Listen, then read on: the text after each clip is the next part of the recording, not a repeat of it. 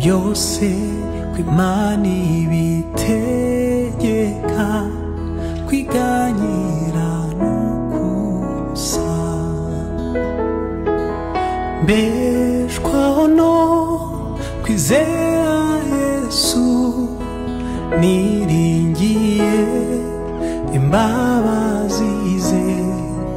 mbumbatirwa n'umukiza unkunda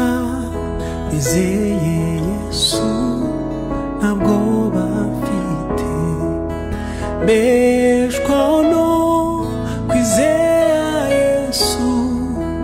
niringiye imbabazi ze mbumbatirwa